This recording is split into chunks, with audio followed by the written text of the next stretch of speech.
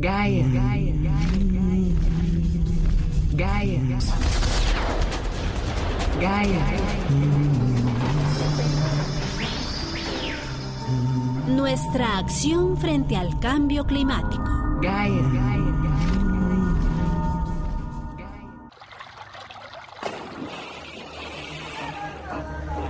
Uno de cada 6 habitantes del planeta no tiene acceso al agua limpia. En menos de 20 años, la mitad de la población mundial no tendrá agua para lavarse, para cocinar, para beber. Agua desperdiciada. Agua contaminada. Se acaba. Agua contaminada. Agua desperdiciada. Se acaba.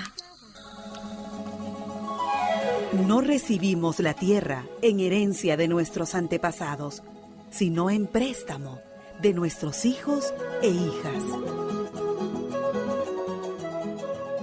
Gracias por acompañarnos en otro programa de Gaia, una coproducción de Radio U, Latin Clima y La Ruta del Clima. Soy Valeria Román y están conmigo Katiana Murillo, Adrián Martínez, Mauricio Luna y Rosa Vázquez. Hoy tenemos como invitados al asesor senior de cambio climático, Pascal Girot, y al ministro de Ambiente y Energía, Edgar Gutiérrez. Muchísimas gracias por acompañarnos hoy. Muchas gracias por invitarnos. Gaia. Bueno, hoy queremos conversar un poco qué fue lo que pasó en la COP21.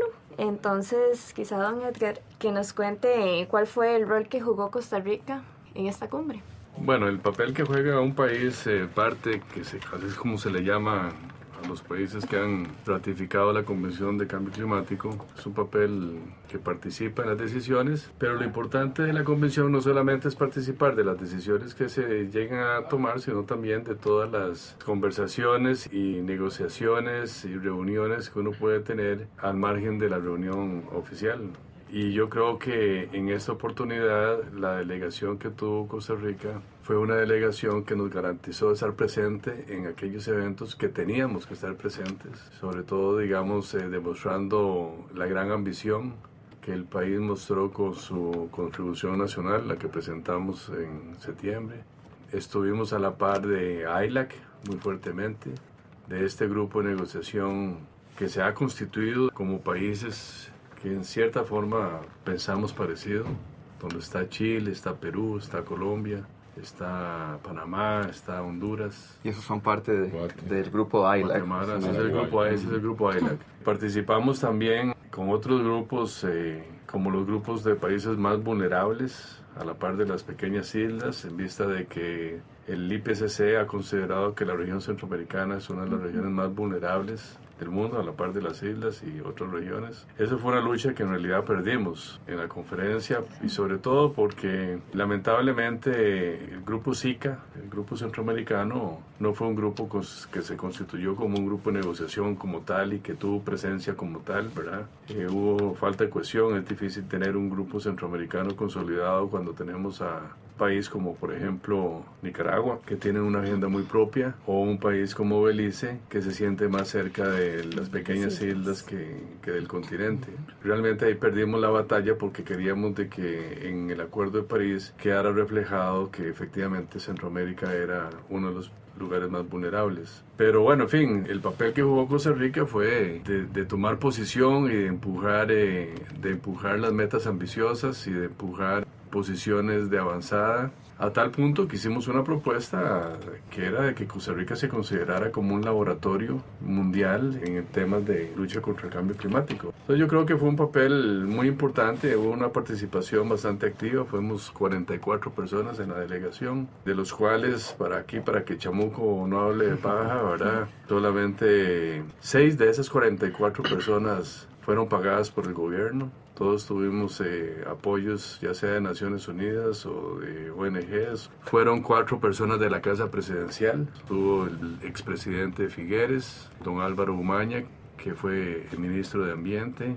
9 de la Cancillería, 17 del MINAE, 8 del Ministerio de Agricultura y 2 de la Asamblea Legislativa. Entonces fue una representación bastante amplia.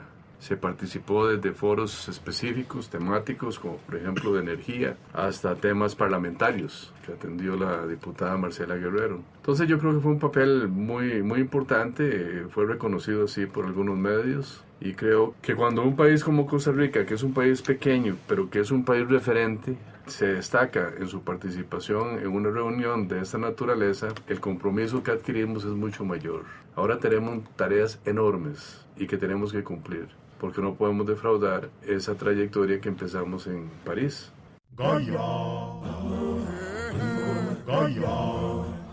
Un espacio dedicado al análisis de las acciones que tomaremos frente al cambio climático. Gaia.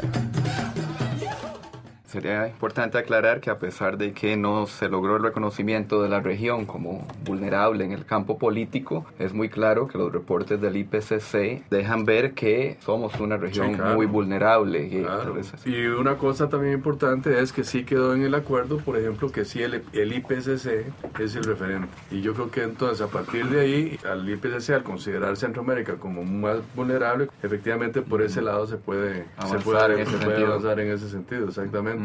Fue un pleito, porque es un pleito, ¿verdad? Y es un pleito de acceso a fondos, ¿verdad? Entonces, nosotros queríamos que se nos reconociera, pero las islas no, porque si nosotros estamos, entonces es menos recursos para las islas, ¿verdad? El pastel. Exactamente, ¿verdad? Entonces eso es un cuento de acceso a recursos, ¿verdad? Y de posibilidades y oportunidades, pero yo creo que sí, que efectivamente, como usted señala, el IPCC lo considera, pero por otro lado, sí, el acuerdo sí reconoce el IPCC como el referente científico y por lo tanto... Lo cual fue uno de los grandes avances.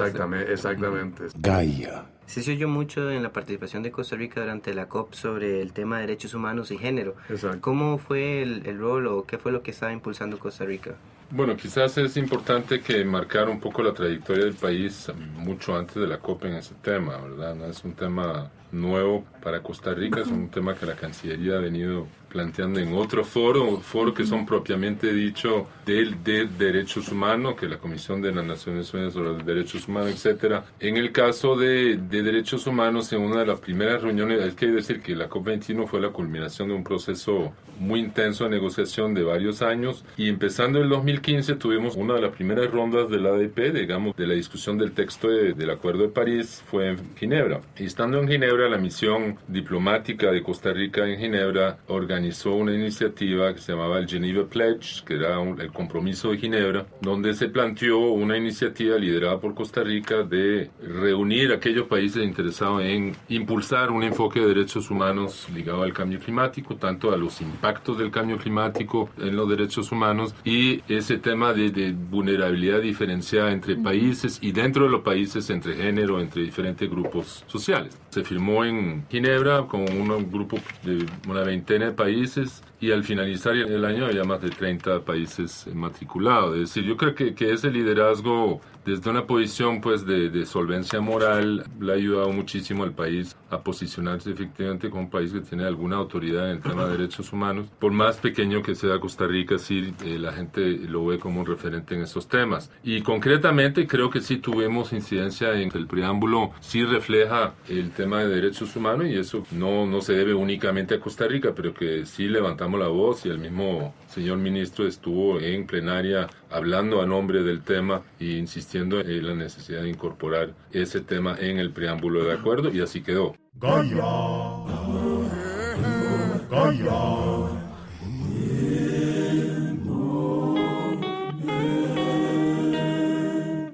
¿Qué opinan del acuerdo? ¿Es algo que satisface o calza con la visión que tenía Costa Rica, o se quedó corto, o cómo lo ven? Si ustedes analizan, digamos, la contribución nacional, la que nosotros presentamos, va muy a la par del Acuerdo de París. Ustedes saben de que tenemos hasta el 2020, hasta el 2020 para hacer una revisión de la contribución y perfectamente nosotros podríamos quedarnos tranquilos, porque en realidad el acuerdo nuestro se dirige o va en la misma dirección, ¿verdad? Digamos, el hecho de los 2 grados centígrados empujando hacia 1.5, el hecho de aumentar la capacidad, digamos, y nosotros en la contribución nacional nosotros hablamos sobre la acción climática, a diferencia, digamos, de otros índices, ¿verdad? Si hablamos de acción climática en el sentido de que lo que pretendemos es aumentar la resiliencia de nuestro pueblo para hacerle frente, digamos, al cambio climático, y eso significa implica precisamente tener acciones de mitigación y adaptación vistas en conjunto, no por separado, sino que vistas en conjunto. Y uno de los acuerdos de París fue precisamente tratar de aumentar esa habilidad de adaptación, y en ese sentido vamos a la par. Y por el otro lado también el acuerdo de París hablaba también sobre tratar de ser mucho más consistente con la trayectoria de los flujos financieros, ¿verdad? Y igualmente también nosotros dijimos de que podríamos lograr nuestra ambición en el tanto en que pudiéramos también contar con esos recursos. En fin, yo creo que nosotros podríamos estar bien con esa parte. Sin embargo, no estamos contentos. O sea, nosotros estamos sometiendo nuestra contribución nacional a una nueva revisión, estamos mejorando la métrica y estamos afinando el lápiz. Esperamos de que muy pronto podamos hacer una nueva corrección y una presentación ya más definitiva en ese sentido, y aprovechar este periodo que tenemos al 2020 para hacer esto, ¿verdad? Pero no, obviamente que no. Mi objetivo es poderla tener este año, ¿verdad? Porque soy responsable del futuro del planeta, yo rechazo el estereofón, reduzco el consumo de agua, reciclo los materiales valorizables, rescato animales en peligro, respeto las diferentes formas de vida, reutilizo los empaques, reparo los artículos dañados. Porque me responsabilizo, yo soy una persona R. ¿Y vos?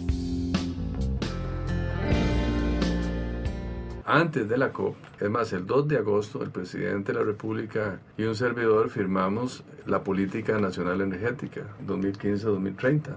Es una política que se dirige precisamente a establecer un horizonte de descarbonización de nuestra economía, y es la línea misma también de la Estrategia Nacional de Cambio Climático. O sea que eso no lo podemos ver nada más cambio climático per se, sino que es parte de toda la estrategia de desarrollo nacional, que no solamente está en el Plan Nacional de Desarrollo, sino que también en la Estrategia Nacional de Cambio Climático, en fin, todas las grandes acciones que se han establecido. Y la contribución nacional nuestra señala en cierta forma una agenda también de trabajo, la constitución del Consejo Consultivo Ciudadano, la constitución sobre cambio climático, ¿verdad? La constitución del Consejo Científico, en fin, una serie de acciones. Ya estamos trabajando sobre ellas a tal punto que efectivamente podamos tener una gobernanza, la gobernanza de la acción climática en el país. Como un tema de desarrollo más que solo un tema ambiental.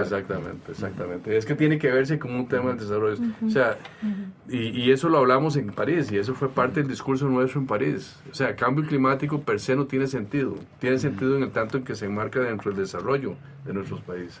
Lo que nosotros queremos es lograr mayor bienestar para el mayor número posible de personas. Es un tema de desarrollo humano sostenible. Ahí viene el concepto también de derechos humanos. Viene el concepto de género. Entonces fue toda esa integración de conceptos, ¿verdad? Y por eso nos hablamos de la acción, que es mucho más rico en concepto que estar hablando de mitigación o adaptación, ¿verdad? Gaia. Costa Rica siempre se ha visto a nivel internacional como un gran laboratorio para muchas cosas, ¿verdad? No solo, somos muy ocurrentes. Sí, exactamente. Y siempre Costa Rica resalta, claro, en este tipo de encuentros. ¿Qué oportunidades piensa usted que podría tener Costa Rica a raíz ya del acuerdo que salió de París? Hicimos claro, digamos, una necesidad nacional que tenemos, que es modificar mucho todo lo que es el sector transporte. Y logramos apoyos y logramos la atención de la comunidad internacional, y ya estamos recibiendo esos apoyos y esas atenciones. Yo espero de que la administración del presidente Solís en el 2018 podamos decir, iniciamos el cambio de la flota vehicular costarricense. De ese gran reto que enfrenta el país. Yo espero y sueño que en el 2018 veamos que sea frecuente ver carros eléctricos en nuestras calles. Yo no sé si ya es demasiado sueño, ¿verdad? Pero quisiera ver el tren eléctrico. Pero sí vamos a ver un reordenamiento del transporte público de personas. Y aquí hay una discusión importante que tiene que ver con cambio climático, tiene que ver con desarrollo y tiene que ver con desarrollo humano. Si bien es cierto, necesitamos mejores carreteras, lo que más necesita este país es un verdadero transporte público de personas que efectivamente sea decente y consistente y coherente y con interconectado. Exactamente, ¿verdad? Y en eso estamos trabajando ya. Yo espero que este año ya iniciamos un gran proyecto con una línea piloto Desamparado San José, con buses rápidos y ese tipo de cosas. Bueno, pero estamos trabajando en esa línea. Eso es un tema de desarrollo, como decíamos. es ganadería. Tenemos en NAMA ganadería, tenemos en NAMA urbano. ¿Qué quiere decir un NAMA? Sí. ¿Cómo funciona? Sí, porque ahora hay NAMAs y hay ramas. Ramas también. El NAMA es nacional y el RAMA es regional, ¿verdad? Pero si querés vos para que... Bueno, básicamente de esa sopa de letras que tiene la convención, y hay muchos acrónimos en las negociaciones que a veces marea un poco la cantidad de abreviaciones. Pero bueno, el NAMA en resumen, son acciones de mitigación a nivel nacional que sirven realmente para aterrizar las metas de reducción de emisiones en soluciones prácticas. Aprender a hacer las cosas para reducir las emisiones. En el caso que se oye un NAMA en el sector cafetalero, ya es un proyecto ya que ha recibido cooperación internacional de diferentes donantes, del gobierno de Alemania, de Inglaterra, del Banco Interamericano de Desarrollo, y que trabaja con ICAFE, con el MAC, con el MINAE, con la Dirección de Cambio Climático, y que busca con agricultores y cafetaleros formas de reducir sus emisiones, sobre todo tanto a nivel de la aplicación de fertilizantes, que son una fuente de óxido nitroso y de emisiones, como el procesamiento del beneficiado. Van a trabajar, digamos, 9 beneficios a nivel nacional y de buscar formas concretas de reducir emisiones. Sin perder la competitividad. Sin perder competitividad o mejorando, digamos, el desempeño ambiental, reduciendo incluso la huella, no solamente de carbono, sino la huella de agua, ¿verdad?, que tiene el sector. Es decir, podría ser visto como una producción más limpia en ese sentido. Es una producción más limpia, básicamente, pero que puede incluso cacarearse como una producción bajo en emisiones y certificarse carbono neutral. Es decir, está inscrito en el marco del programa País, que busca la carbono neutralidad, pero además busca pilotear acciones que si funcionan bien y que los productores demuestran que lo pueden hacer, ahí sí se puede ampliar al sector en su conjunto. Lo mismo en el sector ganadero, ¿verdad? Y la idea es esto, pilotear acciones para después poder masificar las prácticas, ojalá, no a 100 productores o a 1000, sino a 10.000 o más. Porque soy responsable del futuro del planeta, yo rechazo el estereofón, reduzco el consumo de agua, reciclo los materiales valorizables, rescato animales en peligro, respeto las diferentes formas de vida, reutilizo los empaques, reparo los artículos dañados. Porque me responsabilizo, yo soy una persona R. ¿Y vos? Mientras entra en vigor el acuerdo y se revisan también las metas climáticas de Costa Rica, ¿qué podemos hacer cada uno de nosotros? El discurso de Costa Rica en París fue un discurso que hablábamos de que la meta nuestra era estar bajo 2 toneladas de carbono per cápita en el año 2050 y de una tonelada de carbono per cápita en el año 2100. Al ponerlo en términos per cápita, nosotros decíamos la responsabilidad de la reducción de emisiones no solamente de los países o de las empresas, es de la gente. Y mientras que no incorporáramos nosotros a la gente en la realización de un acuerdo, no iba a ser posible lograr la meta de mantener la temperatura promedio bajo los 2 grados centígrados, de diferencia con la época, la temperatura promedio preindustrial. Y es que es cierto, nosotros gobierno, ya somos 100% energía renovable en Costa Rica. La huella de carbono nuestra es baja en lo que es producción, por ejemplo, si se utiliza la electricidad. Y en nuestros hogares, entonces, tenemos una huella de carbono baja por energía 100% renovable. En la mayoría de los países del mundo, si acaso andan por 30% de energía renovable.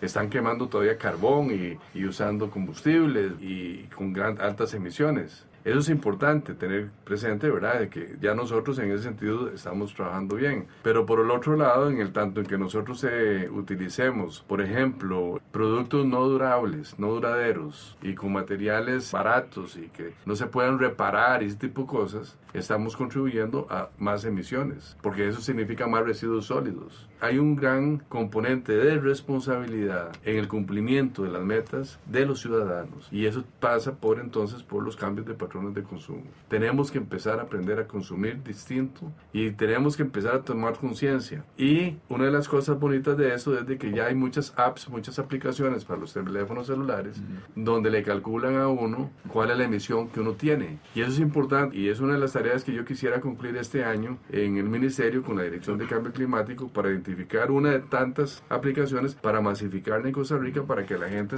se acostumbre a usarla, porque en el tanto en que la usa se da cuenta de todo lo que hace, qué es lo que más produce emisión, para que empiece, que tome conciencia, para que tome, exactamente, claro. Sí. Para que empiece a tomar conciencia y reducir, ¿verdad? Entonces eso es importante. Yo creo que por ahí vamos a empezar con una campaña de educación importante, coordinándola también con el Ministerio de Educación Pública, ¿verdad? Porque me parece que por ahí empiezan muchas acciones distintas, ¿verdad?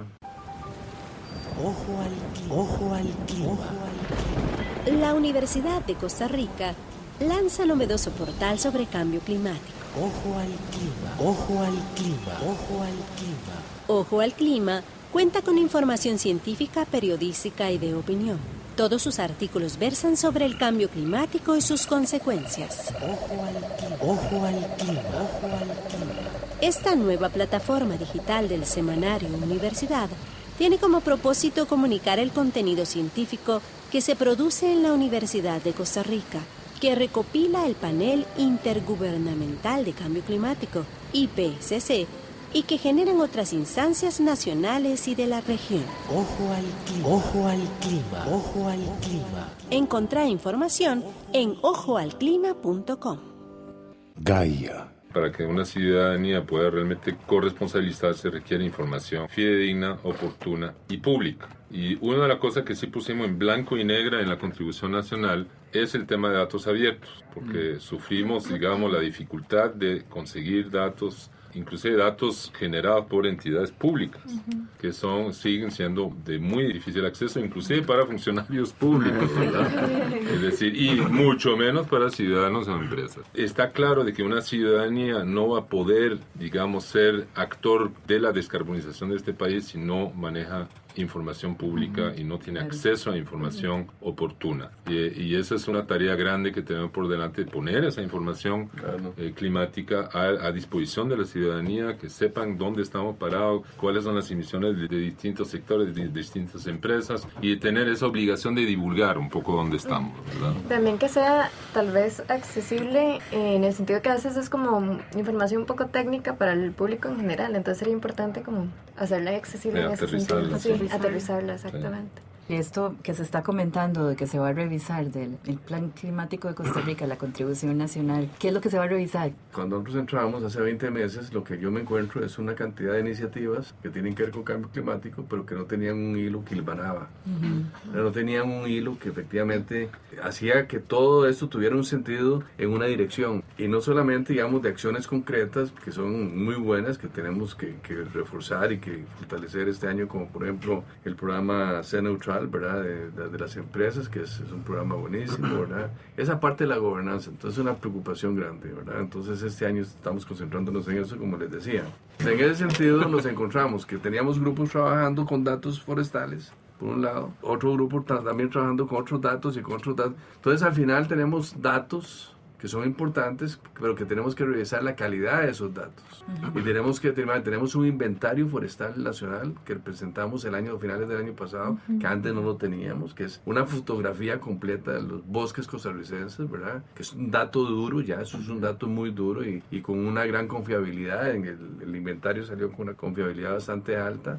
Tenemos que revisar los escenarios que se hacen de proyecciones de emisiones de los sectores. Tenemos que revisar que a partir de información que se obtiene, por ejemplo, del ICE, se hacen proyecciones, pero resulta que entonces tenemos que analizar las proyecciones que hizo el ICE. Y ya entonces yo ya le pedí al ICE que hiciera empezar a hacer nuevas proyecciones en todos los sectores, ¿verdad? Entonces lo que estamos haciendo es una revisión, sobre todo pensando y buscando, digamos, mejorar la calidad del dato. Y haciendo que efectivamente el dato sea transparente, en el sentido que sepamos que tenga la trazabilidad necesaria para que la gente, cualquier persona, pueda decir de dónde viene este dato y qué responde, y que estemos seguros de que ese dato sea correcto. Y sí logramos, el año pasado se logró, con apoyos por ejemplo de la CEPAL, construir algunos instrumentos, aplicaciones informáticas interesantes que queremos también retomar para empezar a divulgarles y que la gente las use y que juegue, porque es importante. Bueno, ¿qué pasa si yo reduzco en el sector transporte tantas emisiones? ¿Cuál es el impacto en esto? O por ejemplo, otra cosa que estamos haciendo, ¿verdad? Que es haciendo una estimación general sobre cuál es el impacto de la Estrategia Nacional de Energía en reducciones de emisiones.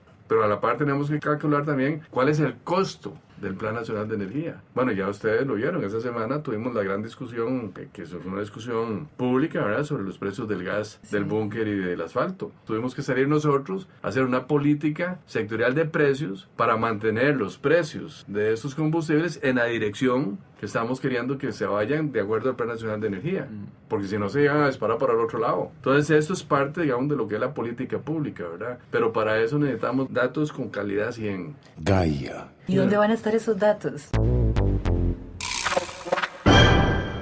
Escucha la segunda parte de la entrevista al asesor senior de Cambio Climático, Pascal Girot, y al ministro de Ambiente y Energía, Edgar Gutiérrez, sobre la participación de Costa Rica en la cumbre sobre cambio climático en París. Estamos haciendo un gran esfuerzo, digamos, de la sistematización. Sintonizanos el próximo domingo a las 11 de la mañana.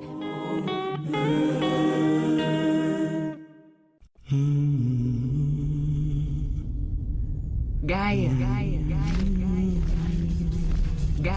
Porque no somos la tela, sino uno de sus hilos. Gaia.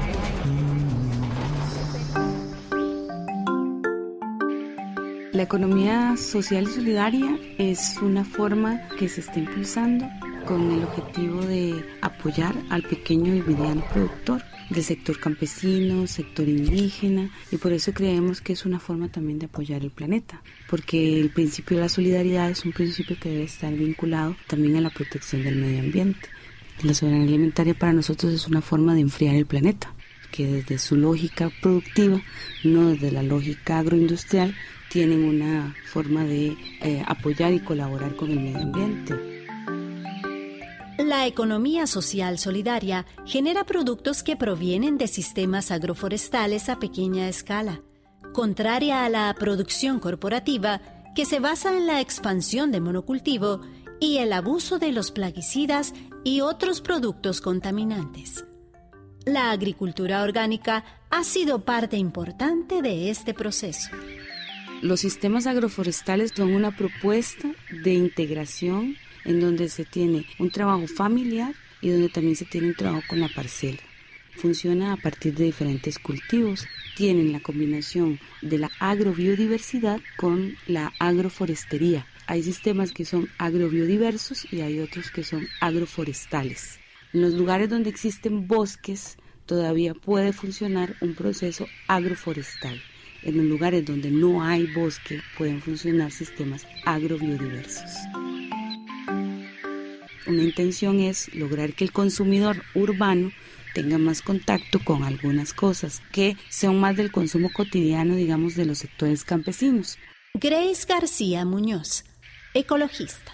La idea nuestra también es que haya una mayor conciencia política de lo que consumimos, que hay productores que tienen una producción muy local que también requiere de mucho apoyo de los consumidores, a partir de propuestas de comercialización solidaria que generen, digamos, diferentes caminos, ¿no?, de la gente para poder llevar a cabo un mejor consumo de ese producto. En favor de nuestro planeta, es necesario ejercer un consumo responsable que implica adquirir alimentos locales, ni contaminados ni transgénicos. La colaboración de cada persona contribuye al fortalecimiento de este tipo de economía que favorece a las personas, a los animales y al planeta en general. Este programa es una coproducción entre Radio U, Latin Clima y La Ruta del Clima. Les esperamos el próximo domingo al ser las 11 de la mañana.